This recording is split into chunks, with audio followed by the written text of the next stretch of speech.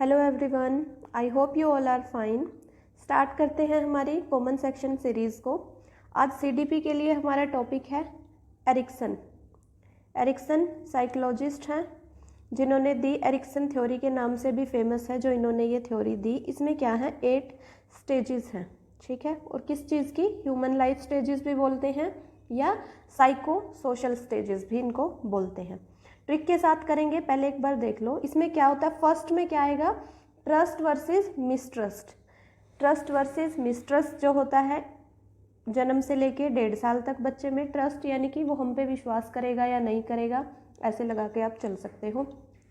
Autonomy versus Shem, मतलब बच्चे में खुद के लिए कुछ करने के लिए हो जाता है उसको कि भाई हाँ मैं ये करूँ। जैसे फॉर एग्जांपल के लिए पॉटी ट्रेनिंग लगा लो आप कि भाई मैं खुद से करूँ, उसको अब थोड़ा थोड़ा शर्म भी आने लग जाती है।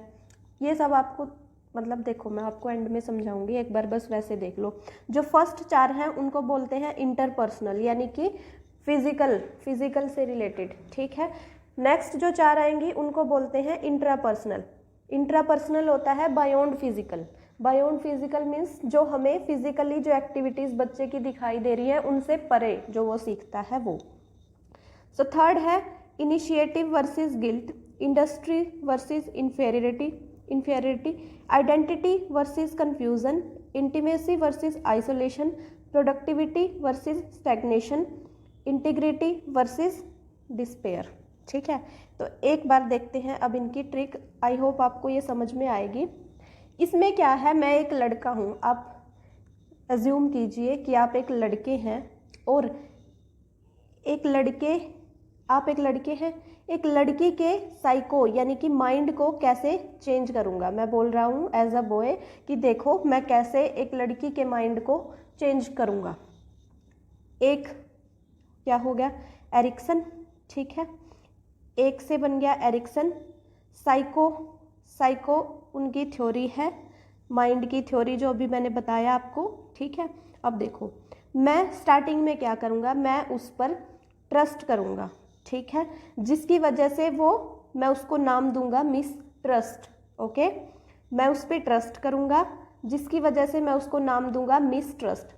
और इस सब को करने में कितना टाइम लग जाएगा, लगभग 1.5 साल, ठीक है। क्या हुआ, ट्रस्ट वर्सेस मिसट्रस्ट बन गया कितने साल में, 1.5 साल में, ठीक है। एक लड़के को एक लड़की का विश्वास जीतने में लगे 1.5 साल। उसके बाद वो क्या कह रहा है कि ऑटोनोमी आएगा। ऑटोनोमी मतलब वो मुझ पर अपने आप विश्वास करने लग जाएगी, ठीक है, यानी कि खुद से। फिर वो ऑटो यानी कि अपने आप मुझ पे विश्वास करेगी, नहीं तो उसको शेम फील होगी, ठीक है, कि भाई ये तो मुझ पे ट्रस्ट कर रहा है और मैं नहीं कर रही इस पे, ठीक है। तो ये सब कब होगा, जब लगभग उनके रिश्ते को हो जाएंगे 3 साल, ठीक है। ध्यान रहेगा ना आपको ऐसे। तो ऑटोनोमी वर्सेस शेम, ऑटोनोमी यानी कि वो अपने आप से विश्वास करेगी मुझ पे, नहीं तो उसको अंदर से शेम फील होगी कि ये मुझ पे कर रहा है, मैं नहीं कर रही इस पे ट्रस्ट, ठीक है। होगी हमारी 2 स्टेजेस। नेक्स्ट देखो, अब है थर्ड में इनिशिएटिव। कैसे, तो मैं उसकी पहल करूंगा। इनिशिएटिव होता है किसी चीज़ की पहल करना, ठीक है। तो मैं इनिशिएटिव क्या दूंगा कि मैं उसको प्रपोज करूंगा। अभी तक बात चल रही थी सिर्फ ट्रस्ट की, ठीक है, लास्ट 2 स्टेजेस में ट्रस्ट की बात चल रही थी। अब क्या, पहल करने की, ठीक है। इनिशिएटिव वो बोलता है कि मैं पहल करूंगा, क्या करने की, प्रपोज करूंगा, ताकि वो गिल्ट में ना आए कि लड़की ने प्रपोज किया पहले, ठीक है। गिल्ट किस चीज़ का, कि लड़की ने प्रपोज किया पहले, इसलिए मैं उसको पहले। तो ये सब करने में लग जाएंगे 4 से 6 साल का हमारा मतलब रिश्ता हो जाएगा। 4 से 6 साल में क्या हुआ कि लड़के ने प्रपोज कर दिया लड़की को, ताकि उसको गिल्ट ना हो कि मेरे को प्रपोज करना पड़ा, ठीक है। अब क्या हुआ, अब वो बहुत अच्छा लड़का है, मतलब हम बहुत अच्छे लड़के हैं, इमेजिन करो। मैं चाहता हूँ कि वो मेरे बराबर काम करे, इंडस्ट्री यानी कि परिश्रम, ठीक है, मेरे बराबर परिश्रम करे, ताकि वो मेरे साथ इन्फीरियर फील ना करे। इन्फीरियर मतलब कि लो, ठीक है। तो वो चाहता है कि मेरे बराबर वो परिश्रम करे, यानी कि इंडस्ट्री होता है परिश्रम करे, और ताकि वो इन्फीरियर फील ना कर सके मेरे साथ। अब क्या होगा, परिश्रम से उसकी आइडेंटिटी बनेगी, ठीक है। ये है हमारी 4th स्टेज थी। परिश्रम से उसकी आइडेंटिटी बनेगी, ये क्या है 5th stage. 5th identity crisis वाला बताओ कब आता है, याद रखो एडोलेसेंट एज में होता है मोस्टली, तो ये एज हो जाएगी 12 से 18 या 19 वाली। और इसे जस्ट पहले वाली कौन सी होती है, 6 से 12 वाली, ठीक है। इंडस्ट्री वाली कौन सी होगी, 6 से 12 वाली, और मतलब वो 6 से 12 साल तक काम करेंगे, लगभग 6 साल तक, ठीक है। क्या होगा, उसको वो काम परिश्रम करना सिखाएगा कि हाँ हमें मेहनत करनी चाहिए। फिर उसकी बन जाएगी आइडेंटिटी, आइडेंटिटी बन जाएगी 12 से 18 साल की उम्र में उसकी आइडेंटिटी बन जाएगी। आइडेंटिटी बनेगी खुद की, तो उसके माइंड में जितने भी कन्फ्यूज़न थे वो दूर हो जाएंगे किसी भी तरीके के काम को या रिश्ते को लेकर उनके, ठीक है। तो आइडेंटिटी वर्सेस कन्फ्यूज़न। अब जिससे हमारे रिश्ते में और ज़्यादा घनिष्ठता आएगी। इंटीमेसी क्या होती है, घनिष्ठता। माइंड में जितने भी डाउट्स थे कि कहीं ये भाग ना जाए या कुछ भी, तो हम साथ में काम करेंगे तो हमारा रिश्ता और मजबूत होगा, जिससे उसके माइंड के मतलब आइडेंटिटी बनेगी उसकी, कन्फ्यूज़न दूर हो जाएंगे माइंड के, जिससे हमारा रिश्ता और ज़्यादा इंटीमेट होगा यानी कि घनिष्ठ होगा। और हम आइसोलेशन, अब क्या होता है, इंटीमेसी का मीनिंग होता है घनिष्ठता, और आइसोलेशन होता है कि हम अपने आप में भी पूर्ण महसूस करते हैं, ठीक है। अपने आप में भी पूर्ण महसूस करेंगे जब हम हमारे रिश्ते को हो जाएंगे लगभग 20 से 30 साल का रिश्ता, ठीक है। ऐसे लगा के चलो आप, 20 साल तो पक्का हो गए, लेकिन 10 साल और आगे चलेगा ये तो, ठीक है। तो हम इस कगार पे नहीं, इस लेवल पे पहुंच जाएंगे कि हम हमारी इंटीमेसी मतलब जब हम अलग अलग भी होंगे तो भी अपने आप में पूर्ण होंगे, ठीक है। पूर्ण होने पे उसकी जो है प्रोडक्टिविटी बढ़ जाएगी, ठीक है। कोई इंसान अपने आप में संपूर्ण हो गया तो वो बहुत ज़्यादा प्रोडक्टिव हो जाता है, ठीक है। तो प्रोडक्टिविटी बढ़ेगी, जिससे उसकी जो स्टैग्नेशन थी यानी कि स्थिरता थी लाइफ की, वो दूर हो जाएगी, ठीक है। और ये कब होगा, जब वो पूरी तरह से स्किल्ड है, प्रोडक्टिव है अपने काम को लेके, लगभग 30 साल की जब वो हो जाएगी, ठीक है। लगभग 30 साल की होगी, आइसोलेशन भी अचीव हो गया उसका, वो प्रोडक्टिव भी होगी, जो उसके लाइफ में जो स्टैग्नेशन थी यानी कि जो स्थिरता थी वो दूर हो गई। अब क्या होगा, पूरी जिंदगी के रिश्ते की इंटीग्रिटी, अखंडता, इंटीग्रिटी क्या होती है, अखंडता, हमें पता चलेगी। हमारा रिश्ता हमने इतने अच्छे से प्रिपेयर किया कि हमें अपने पूरे रिश्ते की इंटीग्रिटी अब हमें पता चलेगी कि हमने किस स्टेप से शुरू किया था, जिससे हमारी जो सारी निराशाएं थी यानी कि डिस्पेयर था लाइफ का, वो ख़त्म हो जाएगा। और ये कब हो जाएगा, 65 टिल डेथ, मतलब 65 साल तक तो हमारा रिश्ता ऐसा बन जाएगा कि सारी जो निराशाएं हैं वो दूर हो जाएंगी और हमारा रिश्ता, हमें अपने रिश्ते की अखंडता यानी कि इंटीग्रिटी का पता चलेगा। आई होप ये ट्रिक बोल सकते हो, ट्रिक तो नहीं है, ट्रिक्स बहुत छोटी होती हैं, लेकिन ये एक स्टोरी के फॉर्म में मैंने आपको बताया लाइफ की स्टेजेस। आई होप ये आपको समझ में आ गई होगी। एक दो बार करोगे तो आप अपने तरीके से भी कर सकते हो, वैसे मेरे को ये ठीक लगा इसलिए मैंने आपको करवा दिया, ठीक है। अब देखो एक आध पॉइंट आते हैं सीडीपी के एग्जाम में, जैसे कि एडेप्टेशन। एडेप्टेशन क्या होता है, connection between self and environment. जब हम एनवायरनमेंट के साथ इंटरेक्ट करते हैं और उससे लर्निंग करते हैं, उससे कुछ सीखते हैं, उसको बोलते हैं एडेप्टेशन। ये दिया था जीन पियाजे ने, ठीक है। इसमें क्या होता है, एडेप्टेशन में दो चीज़ें आती है, एक तो है एसिमिलेशन और एक है अकोमोडेशन। एसिमिलेशन में क्या होता है, जो भी कुछ भी हम नया सीख रहे हैं, मेंटल स्ट्रक्चर में जो हमारे पहले से है, मतलब पास्ट की जो लर्निंग है, उसी में हम इन्वॉल्व कर लेते हैं, जो हमारी नई लर्निंग होती है उसी में उसको ऐड कर लेते हैं बिना कुछ मॉडिफाई किए, ठीक है। अब अकोमोडेशन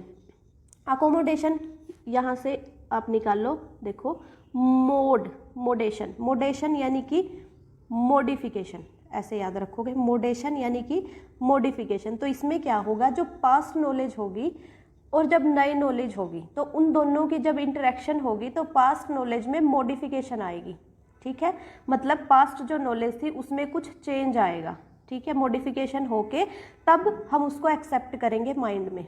तो ये था एसिमिलेशन और अकोमोडेशन। अब हम बात करते हैं child centred education and progressive education में difference. Child centred education properly focused होती थी किसके ऊपर, टीचर के ऊपर। अभी ये बहुत ज़्यादा पुराने कंसेप्ट्स नहीं है, क्योंकि इनसे पहले तो टीचर सेंटर्ड एजुकेशन होती थी। जो चाइल्ड सेंटर्ड से पहले होती थी टीचर सेंटर्ड, ये जो कंसेप्ट आए हैं ये अभी अभी से, जब से CCE पैटर्न CBSE ने लॉन्च किया है तब से ये आए हैं, लगभग 2014-15 से ये सब कंसेप्ट हमें देखने को मिलते हैं।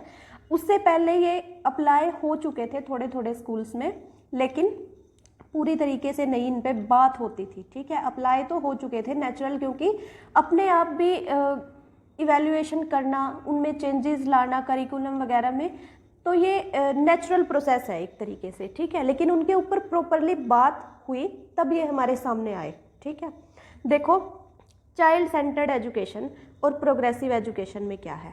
प्रोग्रेसिव एजुकेशन दी थी जॉन डीवे ने, और इंडिया में इनको लॉन्च करने वाले बोल सकते हो या प्रमोट करने वाले कौन थे, गिजू भाई बधेका, ये याद रखना। ये दी थी जॉन लॉक ने। क्या बोला था चाइल्ड सेंटर्ड एजुकेशन के बारे में कि जब बच्चा आता है स्कूल में तो वो एक ब्लैंक स्लेट होता है।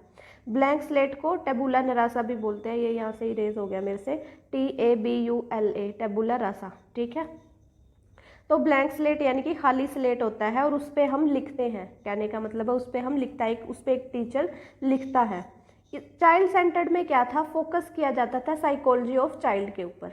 लेकिन प्रोग्रेसिव एजुकेशन में क्या हुआ, एजुकेशन जो है वो चाइल्ड के लिए है, ना कि child is for education. Okay, learning by doing में फोकस किया जाता था चाइल्ड सेंटर्ड एजुकेशन में। लर्निंग बाय डूइंग मतलब practical knowledge, practical means experiment करके, लर्निंग बाय डूइंग भी बोलते हैं, हैंड्स ऑन एक्शन भी बोलते हैं। तो इसको कई तरीके के नाम दिए जाते हैं लर्निंग बाय डूइंग को।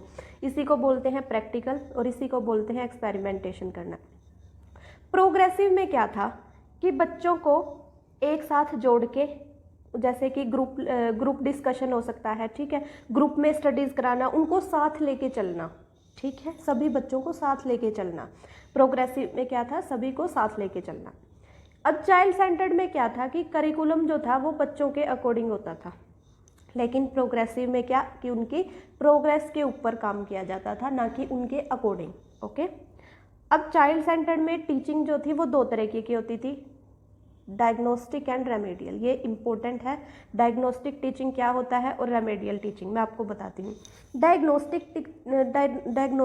डायग्नोस्टिक टीचिंग क्या होता है, फॉर एग्जांपल किसी बच्चे में किसी पर्टिकुलर प्रॉब्लम आ रही है कि वो कोई सम सोल्व नहीं कर पा रहा, तो हम डायग्नोस करेंगे यानी कि उसकी प्रॉब्लम को फाइंड करेंगे। प्रॉब्लम को फाइंड करना, जैसे डॉक्टर हमें डायग्नोस करते हैं जब हम बीमार हो जाते हैं तो कि क्या समस्या आई है। ठीक है, तो समस्या खोजना होता है, डायग्नोस करना। फिर डायग्नोस के बाद होती है रेमेडियल। रेमेडियल मतलब रेमेडी प्रोवाइड करना, उपचार करना उस समस्या का। ठीक है, तो ये दोनों बहुत इंपॉर्टेंट है, आप ये याद रखना। अब है चाइल्ड सेंटर्ड में और क्या होता था कि मार्क्स के ऊपर जो बहुत ज़्यादा फोकस किया जाता था। मार्क्स के ऊपर यानी कि जब हम फाइनल एग्ज़ाम दें तो उनमें मार्क्स अच्छे आने चाहिए, उसके लिए चाहे कुछ भी करना पड़े, कुछ भी, यानी कि रोट लर्निंग भी होती थी उसमें। ठीक है, रोट लर्निंग यानी कि रट्टा मारो चाहे कुछ करो, पेपर में नंबर अच्छे आने चाहिए, बस ये थ्योरी होती थी चाइल्ड सेंटर में। लेकिन प्रोग्रेसिव में क्या हुआ कि बच्चे को की जो डेवलपमेंट है वो एक्चुअल में होनी चाहिए, ना कि सिर्फ एग्ज़ाम शीट पे। ठीक है, तो ये था बच्चे की प्रॉपर डेवलपमेंट, फुल डेवलपमेंट जो कि एक्चुअल में होनी चाहिए। ठीक है, बच्चा सोशली भी एक्टिव होना चाहिए। एक बार फिर से देख लो, चाइल्ड सेंटर्ड में क्या था, लर्निंग बाय डूइंग तो था, लेकिन मार्क्स ओरिएंटेड ज़्यादा थी अप्रोच। ठीक है, टीचिंग कैसी थी, रेमेडियल एंड डायग्नोस्टिक। कहने में तो ये भी बहुत अच्छा था, लेकिन थोड़ा सा और ज़्यादा सुधार किया गया प्रोग्रेसिव एजुकेशन में। ठीक है, पिछले के कंपैरिजन, यानी कि पिछले मैं कहूँ तो टीचर सेंटर्ड जो एजुकेशन थी उसके कंपैरिजन में चाइल्ड सेंटर्ड एजुकेशन बहुत ज़्यादा अच्छा था। ठीक है, लेकिन इसमें और ज़्यादा अपडेट कर दिए गए, तो इसको बोलते हैं प्रोग्रेसिव एजुकेशन। प्रोग्रेसिव में क्या हुआ, बच्चे की प्रोग्रेस के ऊपर फोकस किया गया। इसमें क्या हुआ कि कोलैबोरेट और कोऑपरेटिव लर्निंग के ऊपर ज़्यादा फोकस किया गया कि बच्चों को सबको साथ लेके चले, ग्रुप स्टडीज़ करें, जो उनकी समस्याएं हैं उनको सॉल्व करें, ना कि सिर्फ रोट लर्निंग करवाएं। ठीक है, बात करें दोनों ही बेनिफिशियल थे बच्चों के लिए। इसमें बस थोड़ा सा ये है कि इसमें प्रोग्रेसिव में अब रोट लर्निंग नहीं आता, पहले ये चलता था। ठीक है, अब देखो special education, integrated education and inclusive education. Special education क्या है, स्पेशल यानी कि बच्चों को, उन बच्चों को जिनको फिज़िकली कोई प्रॉब्लम है, फिज़िकली हैंडीकैप्ड या डिसेबल्ड जो चिल्ड्रन है उनके लिए। स्पेशल एजुकेशन यानी कि स्पेशल एनवायरनमेंट देना उनको, ठीक है। ये जो मैं बता रही हूँ सिर्फ वो समझो, स्पेशल एनवायरनमेंट देना यानी कि स्कूल की सेटिंग से अलग, उनके लिए अलग ही स्कूल बना देना, अलग ही उनकी क्लासेस लगना, इस तरीके की सेटिंग। इंटीग्रेटेड में क्या हुआ कि उनको स्कूल में ज्वाइन कर लिया गया, मतलब वो पहले क्लास से अलग होते थे लेकिन अब उनको साथ में ही बिठाया जाता है। इंटीग्रेटेड में क्या हुआ कि उनको सम्मिलित कर लिया क्लास में, लेकिन करिकुलम वगैरह जो भी था वो नॉर्मल बच्चों की तरह ही था, स्पेशल फोकस उनके ऊपर नहीं किया जाता था। तो ये उनके लिए थोड़ा और ज़्यादा चैलेंजिंग था कि जो एनवायरनमेंट कॉमन बच्चों के लिए है वही उनको प्रोवाइड किया जा रहा है, तो उनके लिए एडॉप्ट करना थोड़ा सा मुश्किल होता था। लेकिन जो स्पेशल एजुकेशन वाले में क्या था सीन कि उनको एडॉप्ट करने में चैलेंजिंग नहीं लगता था, क्योंकि वहाँ पे सब एक टाइप के बच्चे बैठे हुए थे, जैसे सारे डिसेबल्ड एक जगह पे लर्निंग करेंगे, ये था सीन। इंटीग्रेटेड में उनको अपना मतलब नॉर्मल बच्चों की तरह एनवायरनमेंट दिया गया, लेकिन उनके लिए ये और ज़्यादा चैलेंजिंग क्यों हो गया, क्योंकि उनके साथ नॉर्मल बच्चों के साथ वो अपने आप को थोड़ा लो फील करने लगे। फिर सोचा कि इनमें अपडेट किया जाए क्योंकि उनकी ग्रोथ भी बहुत ज़्यादा ज़रूरी है। तो फिर आया इंक्लूसिव एजुकेशन।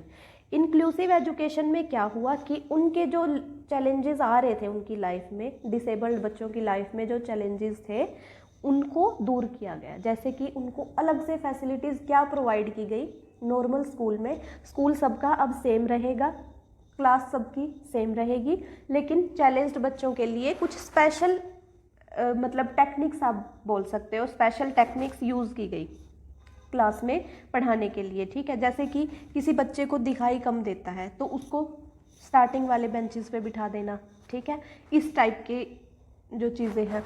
और किसी को सुनाई कम देता है, ठीक है, तो उसको उसके लिए टीचर थोड़ा लाउड बोलेगी, इस तरीके की।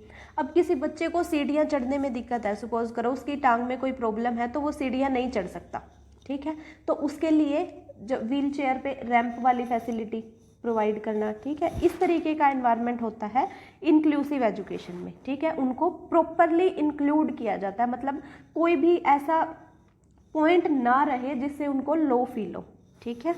तो ये था लेस चैलेंजिंग एनवायरनमेंट उनको देना, जिससे वो फील कर सके कि वो भी नॉर्मल बच्चों की तरह ही सीख रहे हैं।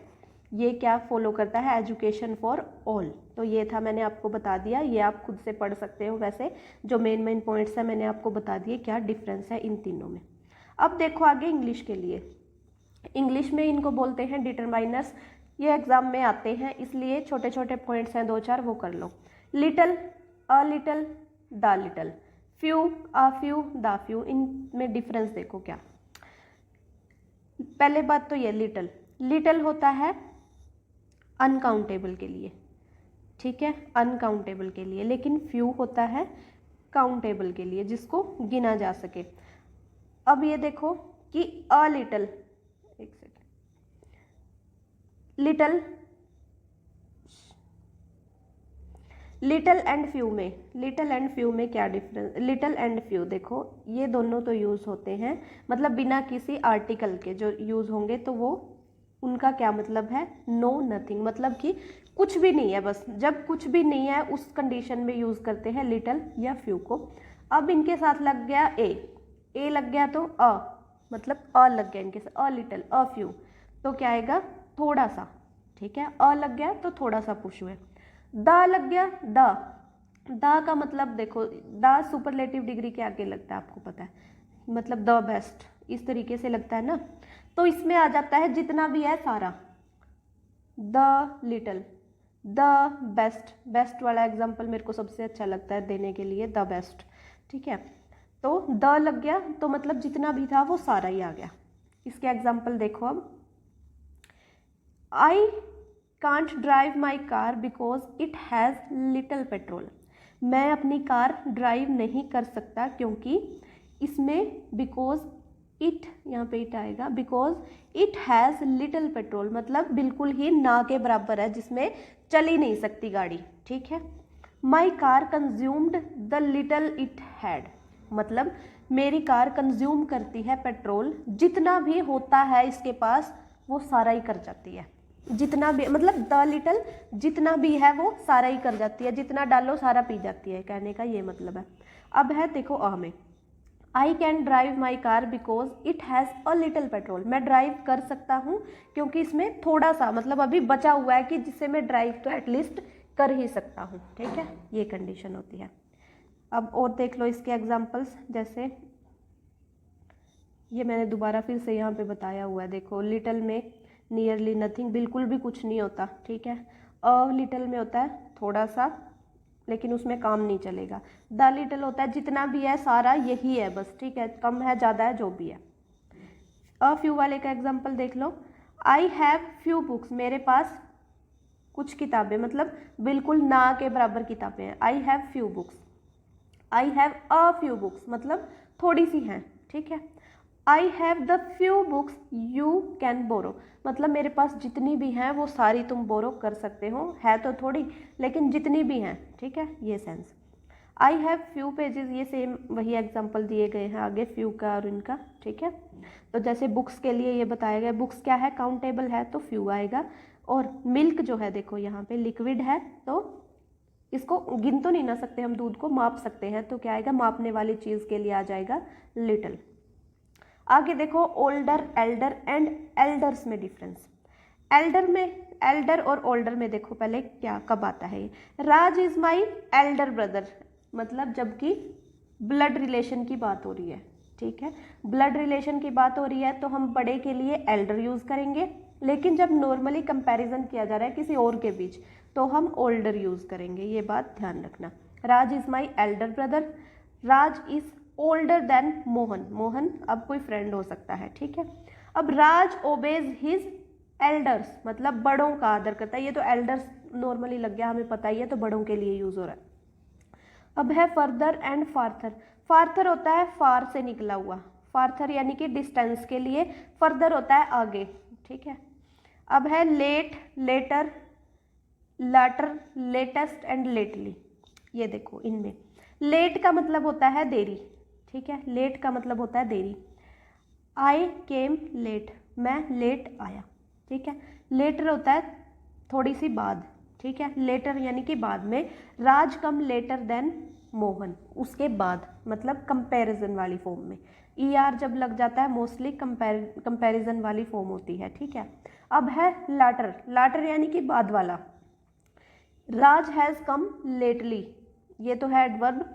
लाटर होता है बाद वाला, जैसे ये यहाँ पे देखो फॉर्मर, फॉर्मर होता है पहले वाला और लाटर होता है बाद वाला। The former is doctor and the latter is the teacher, मतलब जिसके बारे में पहले बोला गया वो डॉक्टर है और जिसके बारे में बाद में बोला गया वो टीचर है, ठीक है। तो ये वाला लेटली होता है एडवर्ब की फॉर्म में, ये तो पता ही है, कम के बाद लेटली लगा है तो एडवर्ब, ठीक है, मतलब कम को थोड़ा और एनहांस किया गया है।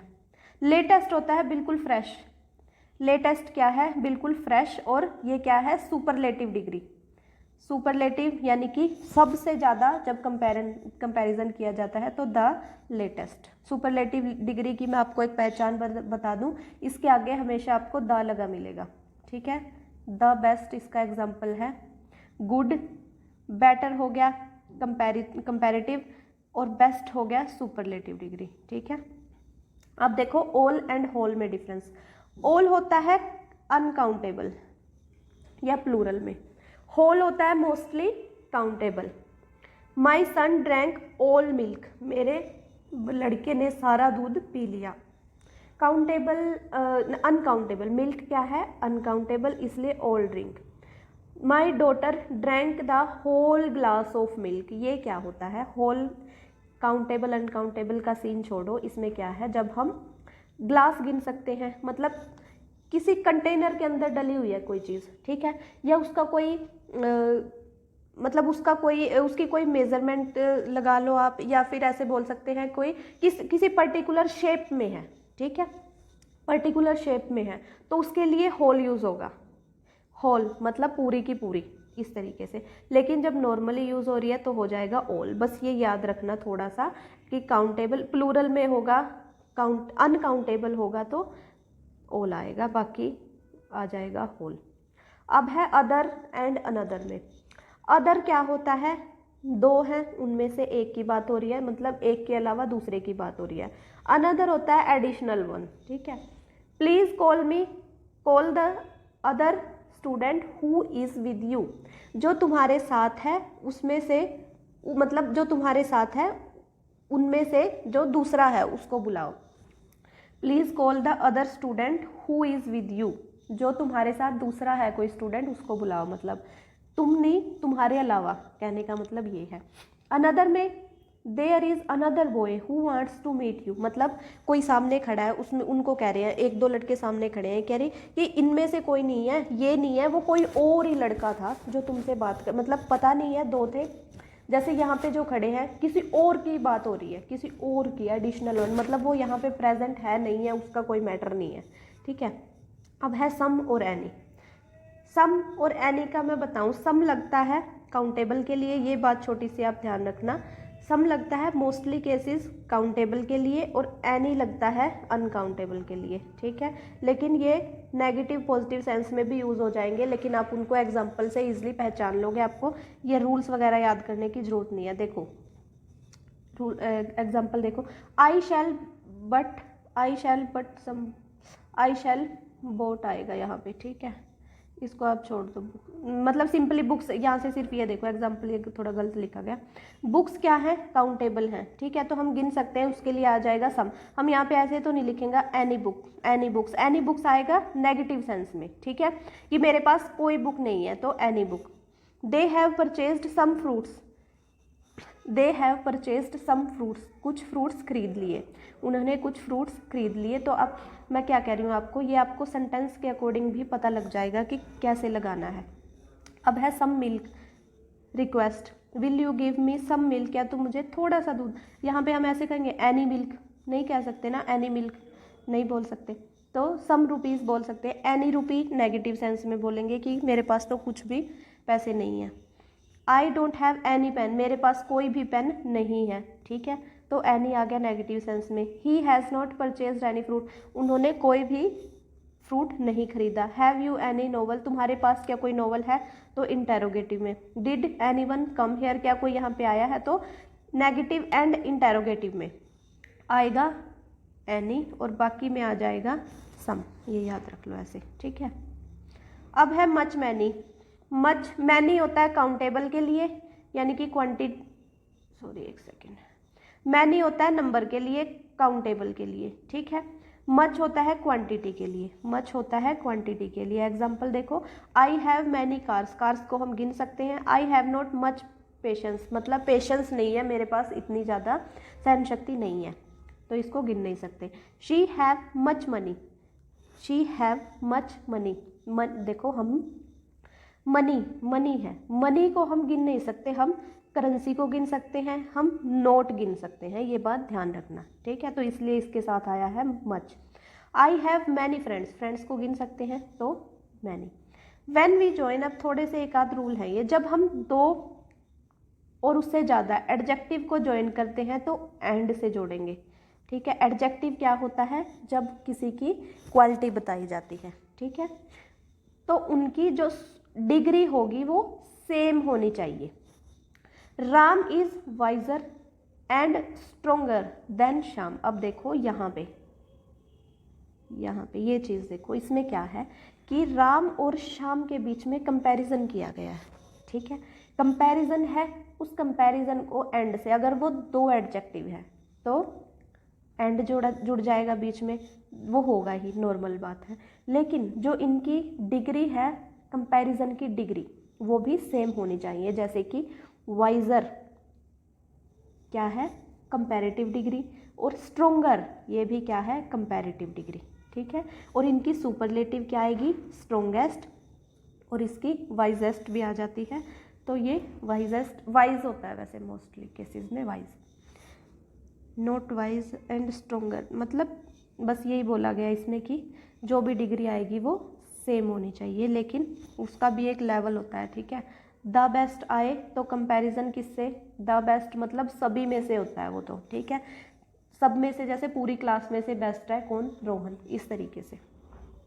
अब है कंपैरिजन करते टाइम जिन वस्तुओं का कंपैरिजन हो उन्हीं का कंपैरिजन होना चाहिए। मतलब कंपैरिजन के लिए जो क्वालिटी है, क्वालिटी बोल सकते हैं हम कि वो सेम होनी चाहिए। चीज़ों की क्वालिटी प्लस जिस चीज़ का कंपैरिजन हो रहा है उसी टाइप की चीज़ से कंपैरिजन होना चाहिए। ठीक है, टाइप एंड क्वालिटी सेम होनी चाहिए। जैसे कि the climate of Alwar is hotter then Jaipur.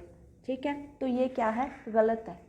यहाँ पे हमने क्या कर दिया, देखो क्या किया हमने, the climate of Alwar, Alwar का जो क्लाइमेट है वो जयपुर से हॉट है। हमने क्या किया, अलवर का तो बोल दिया क्लाइमेट, लेकिन जयपुर का कुछ नहीं बोला। ये तो किससे हो गया, ये जयपुर से कंपैरिजन कर दिया हमने। ठीक है, अब देखो इसमें ये मैंने रब हो गया वैसे तो, the climate of Alwar is hotter than that of, तो इसके लिए हम लगाते हैं दैट ऑफ जयपुर। इससे क्या हो गया कि कंपैरिजन जो किया गया है वो क्लाइमेट का ही किया गया है। अब क्लाइमेट हम 2 बार लगा भी सकते हैं देखो वैसे, लेकिन वो थोड़ा सा ज़्यादा अच्छी सेंस प्रोड्यूस नहीं करता, तो इसलिए दैट ऑफ वर्ड का यूज़ कर देते हैं। ठीक है, दैट ऑफ मतलब कि क्लाइमेट की ही बात हुई है इसमें भी।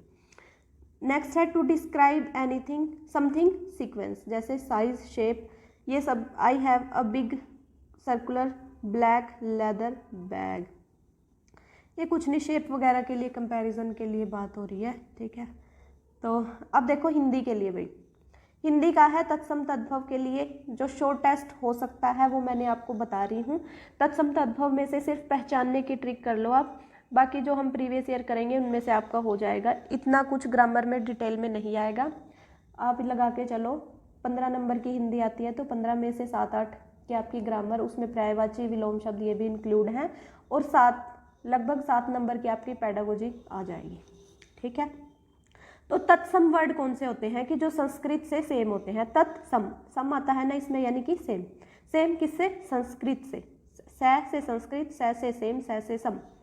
बाकी बचे तद्भव, तद्भव जो सेम नहीं होते संस्कृत के। इनमें क्या होता है, संस्कृत के वर्ड्स को आपने पढ़े हो तो कभी कुछ अलग सी साउंड आती है उनकी। ठीक है, ये तो नॉर्मल हम तद्भव शब्द तो हम यूज़ करते हैं नॉर्मली। ठीक है, नॉर्मली हम यूज़ करते ही हैं बोलचाल की भाषा में।